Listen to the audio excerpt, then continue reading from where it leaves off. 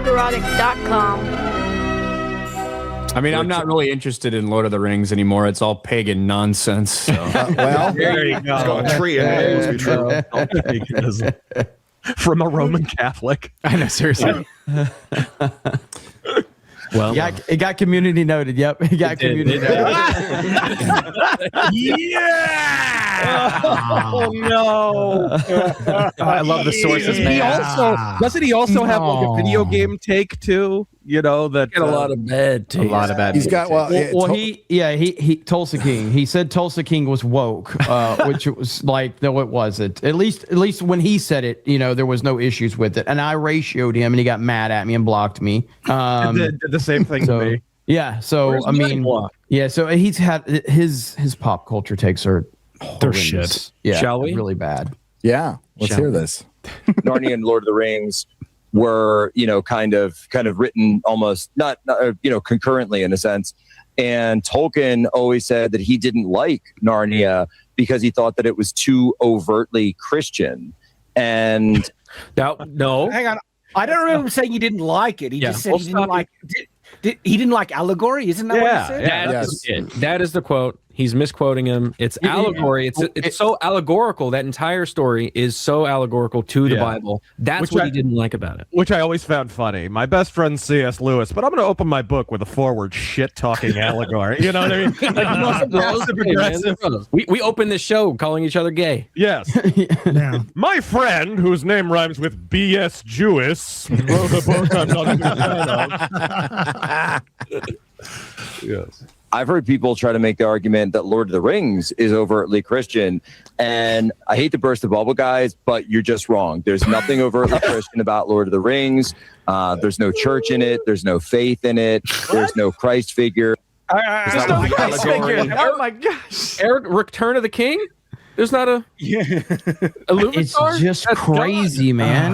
Well, he does say Illuvatar is yeah, well, he says that later on, but the whole Jesus thing is literally because it would be an allegory if you made that in, if you actually put a Christ figure in. And he makes it worse by saying there's no faith or anything like that. Hold up. There might be an argument to say, is there a direct allegory of Christ in Lord of the Rings? And it's like, maybe not, like Tolkien didn't like it. But to say that it is not Christian and then try and double down and say, oh yeah, there's nothing that you could equate to Christianity, and then say there's no faith and stuff like that. It's like, well, no. Linda spread literally is a prefiguring of the Eucharist. You can't look any deeper than the very surface level of there's no church literally in Middle Earth. The entire thing is written from a Christian perspective. Yeah. A Catholic Christian perspective. You are. Tolkien wrote a whole treatise, and I can't remember what it was found in, if it was his personal notes or an interview or whatever, where he was actually addressing that question. There's no Christian church in it, but the morality is fundamental. I'm paraphrasing here. The morality is fundamentally Christian and explicitly Roman Catholic. It was something like that. It was always going to be, because if it was meant to be a mythology for Britain, and Britain is that at its core, those are the British values, it was always innately going to be that way. It couldn't be anything else. Yeah. Right. Things. And honestly, Lord of the Rings, if it's anything, Lord of the Rings is overtly pagan. That's where it's one thing to make the argument that, well, it's not a Christian story, because we can look at all these Christian themes and the things it's inspired from and things like that, and then you can get away with saying it's not a Christian story. But when you say it's pagan, I mean, I'll tell you one part that's inspired by the Bible. Nobody likes to talk about it, but it's true.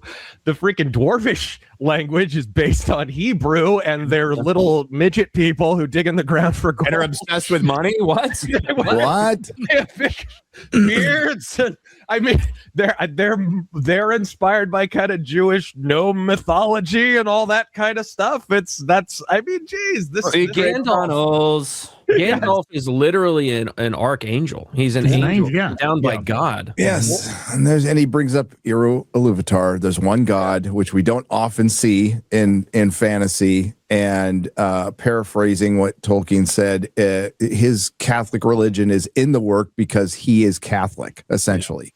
But he was also trying to write a mythology for England. And maybe Jack, trying to be fair here, is conflating some of the mythological creatures and stories that's kind of reused because Tolkien thought that was lost. We have a lot of those things in Narnia too, which is like the exact. Yeah. Like he's saying this because of that, dude. But like the Narnia books have a literal satyr in it. You know what I mean? Yeah. Like what? Yeah, Narnia takes a lot of fantasy from Greek mythology, satyrs, minotaurs, and centaurs and stuff. And Tolkien took a lot of his fantasy from European Norse mythology kind of stuff with elves and fairies, dwarves, all those things. Trolls. But taking inspiration, taking inspiration from like different mythologies doesn't make it pagan. Pagan is a definition of type of the deity system. No, that's what. He's, I think, Jack Posobiec is Roman Catholic. Yes, he is. If I remember my rosary photo ops correctly, and they have dragons. They have dragons in their Bible. He goes on dragon later to say like it's pagan because of all the creatures and the pantheon of creatures. Well, the Bible has. Hi, welcome to Allegory. How are you doing? There's many creatures in the Bible that aren't with us right now. Giants, dragons are mentioned in the Bible. So yes. Like, He also goes on to basically get everything wrong. Like Well, I don't think everybody else was really ready for this conversation, but they do. You're like, really? Pushes back the most. Right. These ones are like, I don't know. I haven't watched it in a long time. Well, maybe it is. Really, because people will.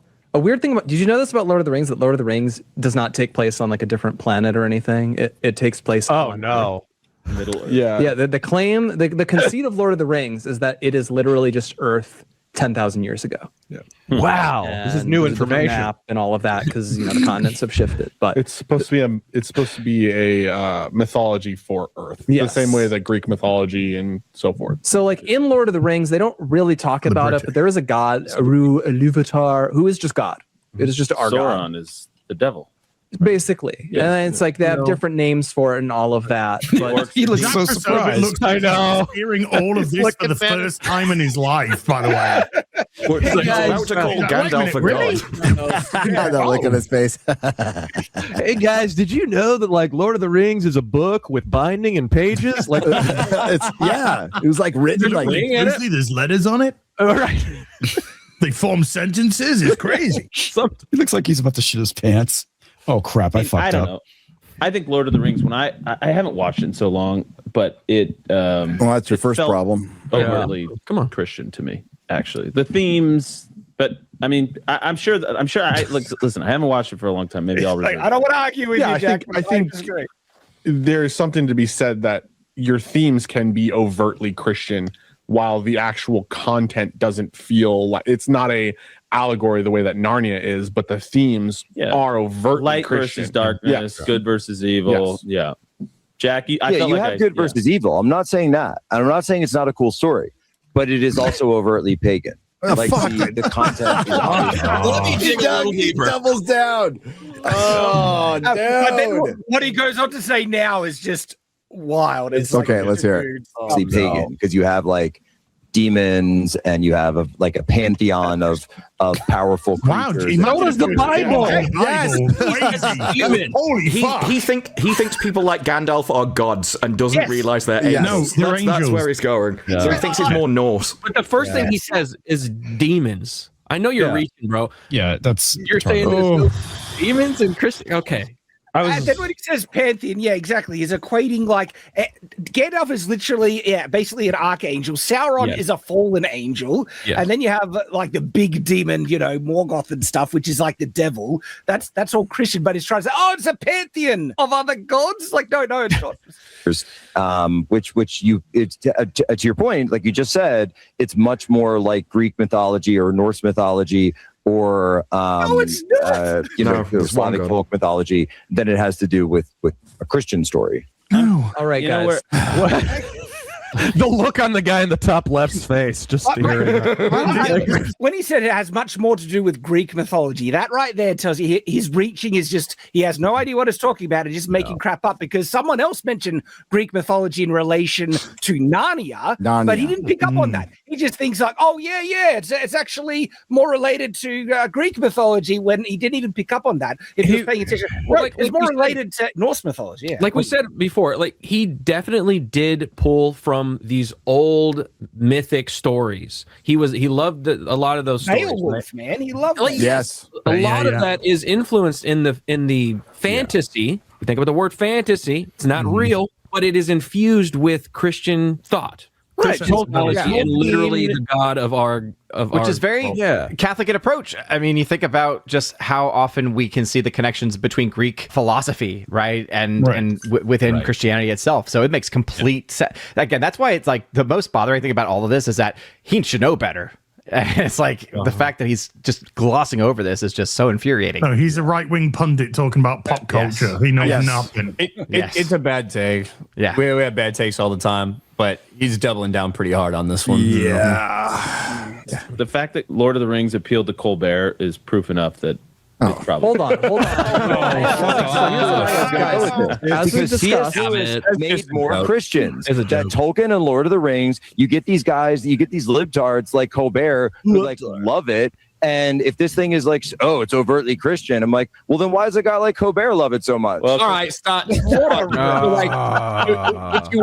If you want to make that argument, Jack Posobiec is a massive Game of Thrones Song of Ice. Yes, he is. According to him. But look at George R. R. Martin and George R. R. Martin's politics and the politics of a lot of the people who are the biggest like Song of Ice and Fire fans. Well, shoot, even more germane, you have liberals in every major church body, including Roman Catholicism. By that virtue, it would indemnify that in some. It's just ridiculous. It's an absurd argument. He doesn't have an argument. He's doubling down. That's all he's doing. Yeah.